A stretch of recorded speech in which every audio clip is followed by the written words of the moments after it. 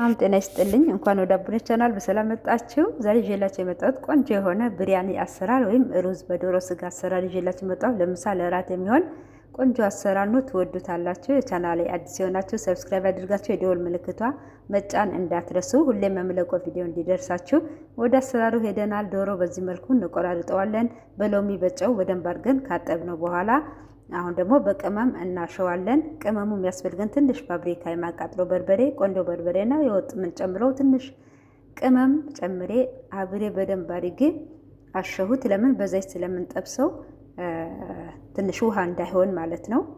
እና በዚህ መልኩ በደንብ አድርገን እናሸዋለን። በመቀጠል ዘይታችን በመጥበሻ እናግላለን። በጣም ከጋለ በኋላ ያሸነውን የዶሮ ስጋ እንጠብሳለን። በዚህ መልኩ እንትኑ መጋል አለበት ዘይቱ፣ እጃችን እንዳያቃጥለን ተጠንቅቀን በዚህ መልኩ እንጨምራለን። ትንሽ ትንሽ አንዳንድ እየጨመርን እንጠብሰዋለን። ከጠበስን በኋላ ጋዙ ትንሽ ቀነስ አድርገን በዚህ መልኩ እናገላብጠዋለን። ቆንጆ ጥብስ ነው የሚሆነልን። ጋዙ እንዳይለበልበው ብቻ ቀንሱት። መጀመሪያ መጋል አለበት እንጂ በኋላ መቀነስ አለብን። በዚህ መልኩ በደንብ አድርጎ ከተጠበሰ በኋላ በወንፊት ወይም በሶፍት አድርገን እናወጣዋለን። ዘይቱን ጠንፈፍ እንዲል ማለት ነው። በዚህ መልኩ ቆንጆ በአማረ ሁኔታ ተጠብሰዋል። ሽታው በጣም ደስ ይላል። በጣም ቆንጆ ጥብስ ነው የሆነው። ብሪያኒ እንዲጠብሰን ስንሰራ በጣም ቆንጆ ይሆንልናል። በዚህ መልኩ አውጥተን ሁሉም ከጨረስን በኋላ አሁን ደግሞ ወደ ሩዝ መቀቀል እንሄዳለን።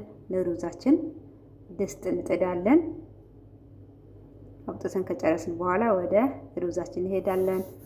ውሃው በዚህ መልኩ እየፈላ ነው። ቀረፋ ደረቁን እንጨምራለን። ደረቅ ቅመሞች ቀረፋ፣ ቁንፍል እና ሄል እንጨምራለን። ዘይት አንድ ማንኪያ የሚሆን እንጨምራለን።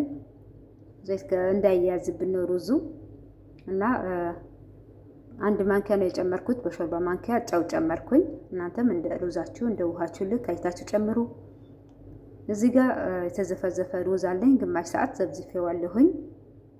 ውሃው እንደገና አጠንፍፈን በወንፊት አድርገነው የፈላ ውሃ ውስጥ እንጨምረዋለን። ሩዛችን አጠንፍፈን እዚህ ነው የምንጨምረው። በዚህ መልኩ ከበሰለልን በኋላ በጣም መብኳት የለበትም፣ ውሃ ደግሞ ማነስ የለበትም። ስለምናጠነፍፈው አያችሁት፣ ረዘም ብሎ ሲያምር ቆንጆ ሩዝ ነው የሆነው። መብኳት የለበትም። አሁን አጠነፈፍኩት። እዚህ ጋር ደግሞ ድስት ጥጄ ሽንኩርት ላቁላላ ነው። ሽንኩርታችን ሽር የሚል ነው የምንከትፈው በቁመት። በዚህ መልኩ አቁላልተን ልክ ቀላ ሲልልን ነጭ ሽንኩርትና ዝንጅብር አብሎ የተፈጨ አንድ ሾርባ ማንኪያ ሙሉ እጨምራለሁኝ። እዚህ ጋር የጨመርኩ ስላልሞላ ትንሽ ነው ጠብ ያደረኩት። እንደገና ደገምኩበት፣ ግን አንድ ማንኪያ ነው። አሁንም አብረን ቀይ ሽንኩርትና ነጭ ሽንኩርት በዝንጅብሉ በዚህ መልኩ በደንብ አድርገን እንጠብሳለን። በመቀጠል እንጨምረው ቃሪያ ነው። ወፍራሙ የማያቃጥለው ቃሪያ ያላችሁ ቃሪያ መጠቀም ነው። እሱን አብረን እንደዚህ ከሽንኩርቱ ጋር እናቁላለዋለን። እሱ ከቁላላን በኋላ አሁን ደግሞ የምንጨምረው ቲማቲም እንደዚሁ በቁሞቱ የተከተፈ ልክ እንደ ሽንኩርቱ እንደ ቃሪያው እንደዚህ በዚህ መልኩ እንጨምራለን ቲማቲማችን። አሁንም አብረን የተወሰነ ሰዓት ቲማቲሙ እስከሚበስል እናቁላለዋለን። እዚህ ጋር ቅመም እንጨምራለን። በርበሬ፣ ቆንጆ በርበሬ፣ እዚህ ጋር የብሪያኒ ቅመም አለኝ እና ድንብላል የተፈጨ ጨው አብረን በተጠበሰው ስጋ ላይ አንድ ላይ በድስት እናዋህደዋለን። ሁሉንም ጨመርኩኝ። አሁን ደግሞ የምንጨምረው ሮብ ነው። ሮብ ወይም እርጎ እንጨምራለን። ብሪያኒ እርጎ ይወዳል። እርጎ ነው የምንጨምረው። በሱ የተወሰነ ሰዓት ማሸት አለብን። በዚህ መልኩ አንድ ሙሉ ነው የጨመርኩት እርጎውን። እዚህ ጋር ኩዝባራ ጨመርኩኝ እና ትንሽዬ ማጂ ጨመርኩ። አሁንም አብረን እናሸዋለን። ውሃ የሚያስጨምር ከሆነ ትንሽ ጠብ አድርጉበት እንዳይደርቅባችሁ፣ ሩዛችሁ ብዙ ከሆነ ማለት ነው። እኔ በትንሹ ስለምሰራ ነው።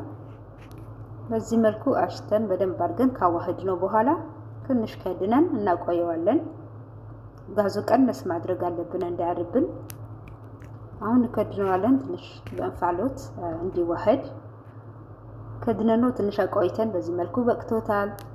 አሁን የምንጨምረው ሩዙ ያጠነፈፍኩት ሩዝ በላይ ነው የጨመርኩት። እናንተ በመሃል መጨመር ትችላላችሁ። ያከፋፈላችሁ የምታውቁ ታውቃላችሁ።